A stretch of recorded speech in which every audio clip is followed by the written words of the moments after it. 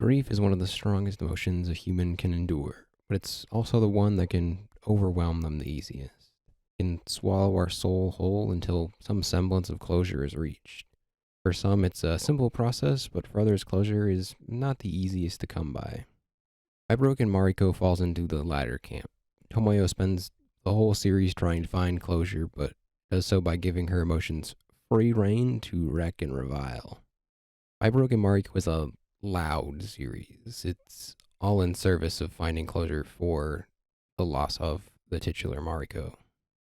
Our story begins with Tomoyo living her normal life when suddenly she hears the news that Mariko has overdosed and died. The cogs of Tomoyo's life begin to disrupt, only furthered by careless coworkers who are content to just crush any grieving in order to fulfill the company's bottom line. Tomoyo doesn't return to work in the series because she finds a new direction. She needs to get Mariko's ashes.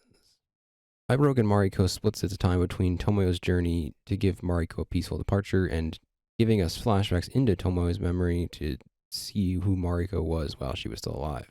Her childish actions are analyzed with the contrast of Mariko's horribly abusive life. Tomoyo cares immensely about Mariko, but she feels like now more than ever she needs to finally do right by her, even after she's gone. Tomoyo's sole focus becomes getting Mariko to Marikoka. Nothing will stand in her way.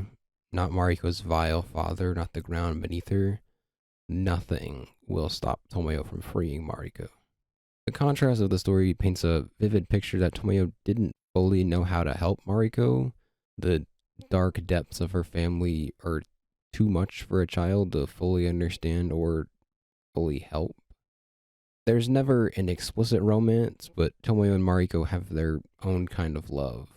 Even if Tomoyo couldn't be the most optimal helper for Mariko, she was still her closest friend. She was still her world.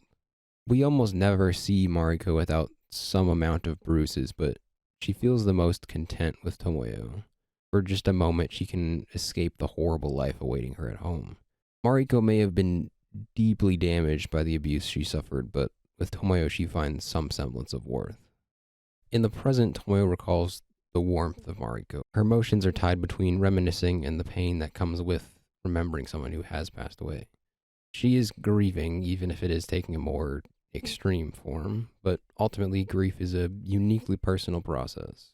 Tomoyo just happens to involve stealing Mariko's ashes and taking them to Cape Marigoka. Amidst the frantic journey and ferocious feelings, Tomoyo is still grieving. The final stretch of the series is Tomoyo slowly losing grasp on her life in the process of grief. She's consumed by the sole purpose of her journey alongside her lack of sleep, which hampers her ability to think any semblance of clearly. She just charges off without a care in the world, solely dedicated to the moment that she began to lose sight of her life. And then we meet the mysterious man. But not before this we see Tomoyo really start to struggle with her grief. Time is starting to pass, but Tomoyo doesn't want time to pass just yet. She still wants to hold Mariko close to her. She doesn't really want to move on. The depression is setting in. She still has to grapple with the enigma that was Mariko, and she's still trying to make sense of it all. The last flashback we see is the mask being fully removed.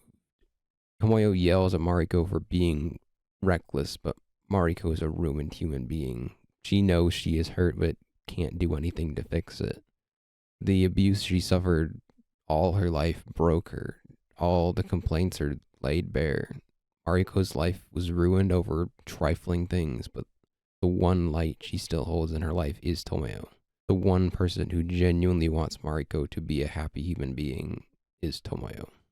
Even as we reach the Cape and Mariko's spirit tries to fall into the cycle of blaming herself, Tomoyo is there to offer her one last moment of peace. It was never her fault. All the assholes around you just put all their weaknesses on you and blamed you for it. And with that, the crescendo of grieving begins for Tomoyo, who lets out one last burst of emotions before a turn of events occurs. In the background of the story, a molester has been on the prowl, but they make the mistake of entering Tomoyo's vicinity while they're trying to molest another girl, and Tomoyo proceeds to knock them out with Mariko's ashes. She may not have been able to save Mariko, but she can prevent others from falling victim to the things that broke Mariko. She may not have had the ideal send-off, but Mariko is off to a peaceful place free of abuse. She can finally begin to be the Mariko Tomoyo always wanted her to be. The mysterious man returns but consoles Tomoyo. He tried to take his own life while grieving, but came to the realization that the only way to see the person who's no longer here is for you to keep on living by holding that person precious in your memories as well as yourself. Tomoyo continues to live. She returns home to her life, to her unchanged apartment, to normalcy. The final moment of the series is Tomoyo receiving one last letter from Mariko. We never learn what it says, but it is enough to well up strong emotions from Tomoyo one last time. But this time, Tomoyo is given the chance to grieve in private. Her emotions are hidden from us, the depths of which are unknowable to anyone but her. My Broken Mariko is a short series, but it packs a strong punch in every chapter. Most series about grief build to an apex of grief. The quiet grieving gives way to an explosion when it becomes too much to hide away. However, My Broken Mariko feels like it rests upon the constant explosion of grief. It still bubbles up, but once it bursts, it never stops until true catharsis is reached. And I love that about the series. It refuses to go quietly until normalcy is achieved. Tomoyo yells and screams and struggles her way to some semblance of closure. She may not have been able to help Mariko a ton during her life, but she was the only one who ever truly cared about Mariko's happiness. And at the end of it all, Tomoyo still has her memories of Mariko to keep going. Mariko can rest easily knowing that, at the very least, Tomoyo will remember her fondly. Grief has shown up a few times in my life now, and I don't have the same burst as Tomoyo. I grieve more quietly, stomaching it until it can burst in private, the more traditional route, if you could call it that. Whether that's because of toxic masculinity telling me to bottle up my emotions, or it's just how I grieve, is hard to say. But it still allows me to experience the depths of grief without burden. Oftentimes, I just grieve on the page. I sit in front of another blank document and just start writing. I load up my sad music playlist and leave no word unsaid. And usually I just loop Uso to Honto from Your Lie in April.